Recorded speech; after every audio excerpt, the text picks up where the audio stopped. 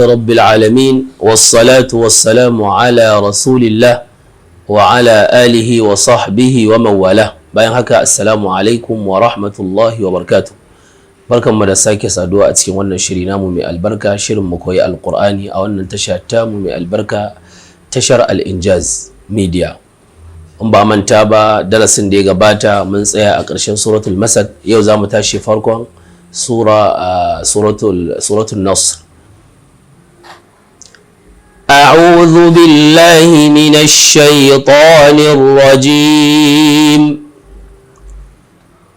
أعوذ بالله من الشيطان الرجيم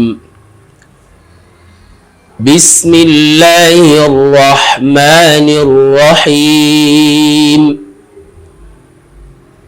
بسم الله الرحمن الرحيم إذا جاء نصر الله والفتح إذا جاء نصر الله والفتح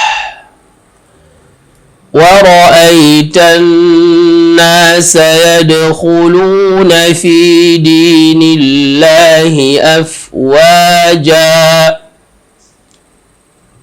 ورأيت الناس يدخلون في دين الله أفواجا فسبح بحمد ربك واستغفره فسبح بحمد ربك واستغفره إنه كان توابا إنه كان توابا أعوذ بالله من الشيطان الرجيم بسم الله الرحمن الرحيم إذا جاء نصر الله والفتح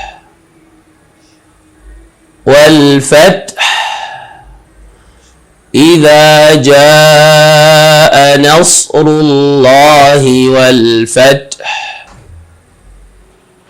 ورأيت الناس يدخلون في دين الله أفواجا ورأيت الناس يدخلون في دين الله أفواجا فسبح بحمد ربك واستغفره فسبح بحمد ربك واستغفره إنه كان توابا إنه كان توابا. Na'am, ɗan guraren da ake ɗan samun kuskure a cikin wannan sura mai albarka, idza jaa wannan madda ce da ake kiranta maddul wajib al-muttasil, ma'ana madda ce wadda dole ne, ma'ana kamar yadda malamai suka ce ittafaqa al-qurra'u ala maddiha wa lam yattafiqu ala miqdariha, wato gabaki daya makaranta alqur'ani, malaman alqur'ani sun hada kan cewa wannan maddar dole sai an jata, tunda asalin madda ai shine a ja harka biyu. To amma wannan madda ce wajibi. Me yasa aka ce mata wajibi? Saboda ga harafin madda kuma ga sababin madda, sai zamana wato kalma ɗaya ce, dole ita maddul wajib sai ka ganta da hamzan nan, ba a raba ta da hamza din, a haɗe suke. Ko dai mu ja, shi sa malamai suka ce malamai sun haɗa kan janta amma bisa haɗa kan gwargwadon da za a ja ba, saboda kana da wasu ƙurra'u da suke jan shida kamar imamu hamza yana jan shida, kamar imamu warshu yana jan shida. Shi yasa wato a jan madda dai mafi karancin da zaka ja sai ka ja 4, tawassut ko fuwaiqut tawassut, ma'ana ka ja 4 ko ka ja 5. wannan shine inda suka haɗu, amma walam yattafiqu ala miqdariha, gwargwadon adadin da za a ja sun samu sabani, wani yana jan 4, wani yana jan 5, wani yana jan 6. so zaka ce idza ja, ga alif din na kula da shi, idza jaa nasrullahi wal fath. Fath da yawa mutane suna kuskure a wannan kalmar, wal fath sai an ji ha'un din nan, ma'ana ta zama aridul lisukun, dole ka bayyana ha'un din, ka bayyana sukuninta. idza jaa nasrullahi wal fath wa ra'aitan an-nasa yadkhuluna, muna taduwa da kalkala, na san dai kalkala insha Allah masu kallon mu na san sun riga sun fahimci.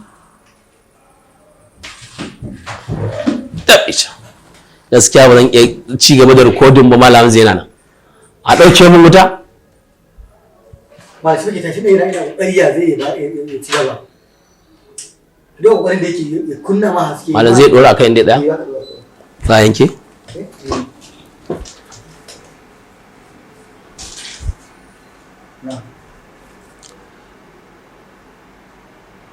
wa ra'aitan nas, a kula da rawun din wa ra'aitan nas annasa yadkhuluna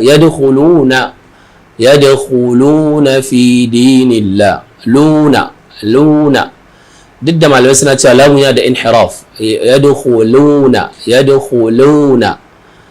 saboda wannan linhiraf din da yake da shi, kuma malamai suna cewa kullu madmumin lam yatimma illa bi dhammi shafatayn, dhamma yadkhuluna fi dinillahi afwaja. Ma'ana atish jim, kada a ce ja kai tsaye, afwaja sai ka dan sirkata, afwaja ja, yadkhuluna fi dinillahi afwaja. Fasabbih kada ka ce fasabbih, ba dai bane asali, ba'un bil kasra, bi ne ba be ba, zaka ce fasabbih bihamdi rabbika wastaghfir, sai an ji hausa wastaghfir innahu kana tawwaba. Assalamu alaikum wa rahmatullahi wa barakatuh.